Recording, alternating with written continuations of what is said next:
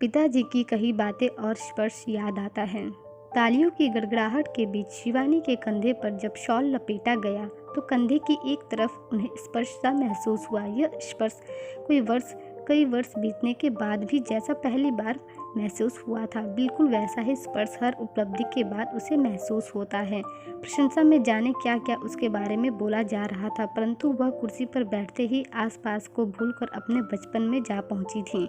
शिवानी अपने बचपन के वो दिन याद करने लगी जब वह अपने पिता से डांट खाने से बचने के लिए पूरे शरीर और मुंह को ढककर सोने का नाटक किया करती थी। इस कोशिश में कभी उसकी सांस तेज हो रही थी तो कभी रुकती सी मालूम पड़ रही थी। शिवानी को लग रहा था कि पिताजी अभी के अभी आएंगे और खींचकर उसे चादर से निकालकर अच्छी तरह से डांट लगाएंगे, लेकिन ऐसा हुआ कुछ नहीं। 1 घंटे बाद पिताजी खर्राटे की आवाज़ लगाने लगे। यह सुनकर उसका डर कुछ कम हुआ। जब डर कम हुआ तो उसे अपनी ही की हुई गलती याद आने लगी।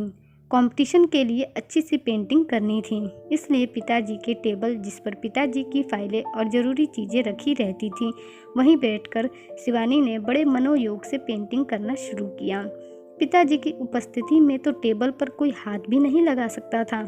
हाँ, अनुपस्थिति में आराम की दृष्टि से उस टेबल का प्रयोग वह कर लिया करती थी, परंतु इस बात का ध्यान भी रखती थी कि टेबल पर रखे सामान जरा भी इधर से उधर ना हो पाए।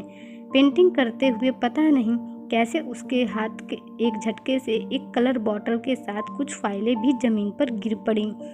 फाइलों से निकले हुए कुछ पन्नों पर कलर भी फैल गया था। मन के डर ने कहा कि जिन पन्नों पर कलर लगा है उन्हें फेंक दूं, लेकिन हिम्मत नहीं हुई। अब पिटाई के डर से शिवानी को नींद नहीं आ रही थी।